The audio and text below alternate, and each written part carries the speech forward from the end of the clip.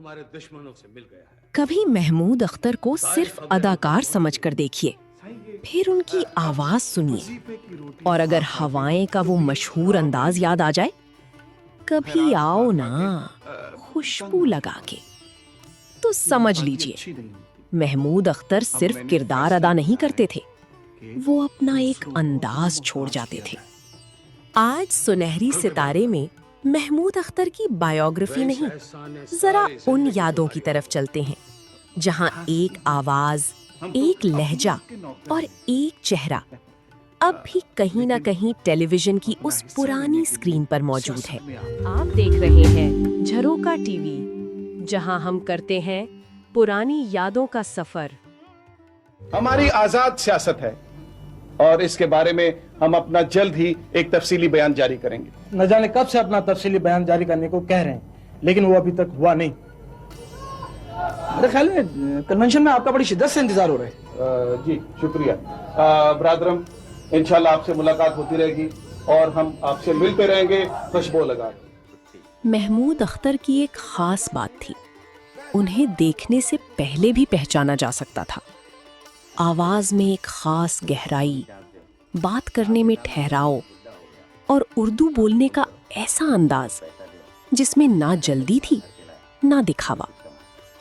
वो मुकालमा बोलते थे तो यूं नहीं लगता था कि अदाकार अपनी लाइन बोल रहा है। और शायद यही वजह है कि महमूद अख्तर को याद करते हुए हमें सिर्फ उनके ड्रामे याद नहीं आते, उनका लहजा भी याद आता है।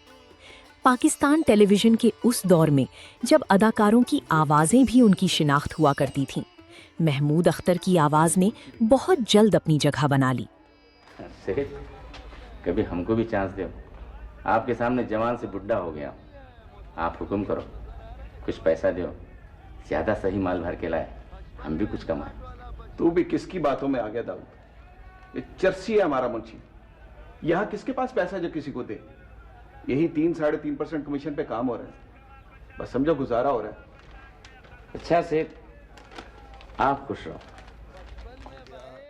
लेकिन दिलचस्प बात यह है कि उनका फनी सफर सीधा अदाकारी से शुरू नहीं हुआ था। वो पहले गुलूकारी की तरफ आए।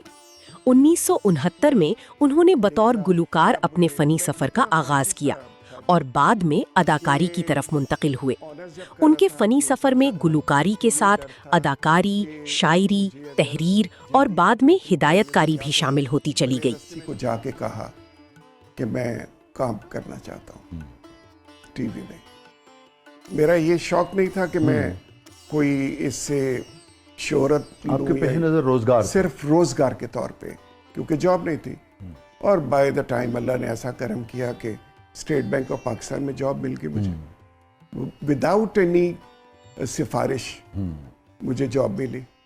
महमूद अख्तर के इब्तिदाई पीटीवी कामों में बहादुर अली, दहलीज और अना जैसे ड्रामे शामिल हैं।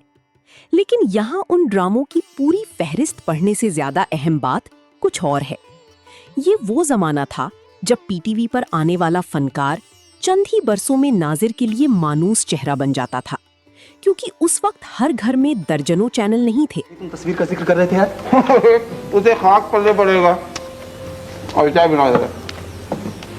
और वो हाँ, तस्वीर मेरे हवाले कर दो। क्या क्या तुम क्या करोगे तस्वीर का? मैं उसे नुमाइश में रखना चाहता हूँ। यार अपनी तस्वीर नुमाइश में रखो ताकि लोग बच्चे डराने के लिए ले जाएं।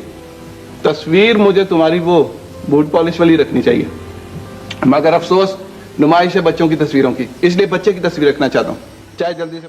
लेकिन उस जमाने के ड्रामों की असल खूबसूरती ये थी कि हम उन्हें आज की तरह सिर्फ कंटेंट नहीं समझते थे। कहानी खत्म होती थी मगर किरदार खत्म नहीं होते थे।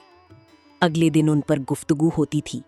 किसी को हीरो पसंद आता, किसी को विलन, किसी को कोई एक मुकालमा याद रह जाता। खोलने की जरूरत न करना बाबियों की ज़बान अगर आज न खुल सकी तो दोस्त की दोस्ती और वफादारी का नाम जमाने से मिट जाएगा। कशकूल, आंचल और मंडी जैसे ड्रामों में उन्होंने अपनी जानदार अदाकारी से ये साबित किया कि वो हर किस्म के किरदार अदा कर सकते हैं। Coming by first available flight. You talk to Arsha and tell him rest of the program. Okay, sayonara. Hello, Suzu. Fine, thank you. Sure. So you know, any problem is no problem. Mahmood Akhtar को सिर्फ screen actor समझना शायद उनके साथ थोड़ी ज्यादती है, क्योंकि उनके अंदर एक शायर भी है और ये बात उनके काम में जगह जगह नजर आती है। 2004 के ड्रामे मूरत में उन्होंने एक मुख्तलिफ और मुश्किल किरदार अदा किया और इस ड्रामे के थीम सॉन्ग बेवफा जमाने में प्यार ढूंढने वालों के लिरिक्स भी उनसे मंसूब हैं। मौसीकी वकार अली की और आवाज टीना सानी की थी। रेशमा, मैं दूंगी तुम्हें पैसे, तो क्यों फिक्र करती है? आज रात को फंक्शन से सीधे इधर आएंगे।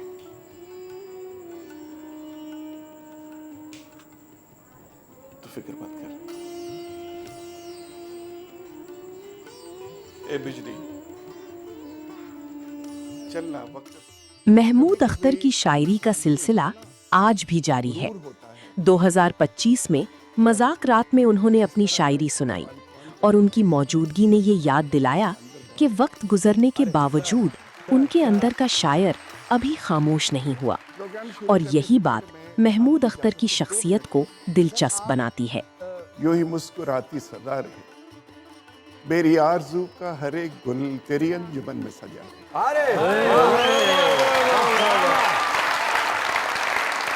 तेरा रूप कलियों के रूप में खिले इस तरह सरे अंजुमन, हो अगर चमन में हजार गुल, तेरा रूप सबसे जुदा है। पीटीवी का जमाना बदल गया, प्राइवेट चैनल्स आए, नई जनरेशन के एक्टर्स आए, नए अंदाज के ड्रामाज आए और बहुत से पुराने चेहरे आहिस्ता आहिस्ता स्क्रीन से दूर होते गए। महमूद अख्तर ने मगर खुद को एक ही जमाने में कैद नहीं किया। वो बाद के बरसों में भी मुख्तलिफ ड्रामों में नजर आते रहे। गुले राना, तुम कौन पिया, बेशर्म, थोड़ा सा हक और दूसरी कई प्रोडक्शंस। अजीज खून था मेरा, सौतेला ही सही, लेकिन मेरा भाई था।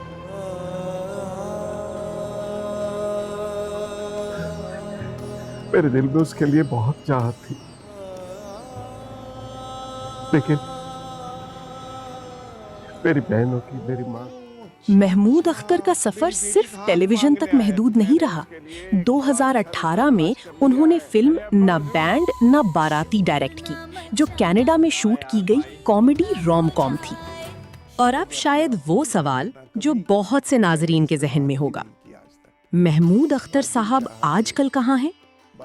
दस्तयाब हालिया मालूमात के मुताबिक वो कनाडा में मुकीम हैं, लेकिन पाकिस्तान आते जाते रहते हैं।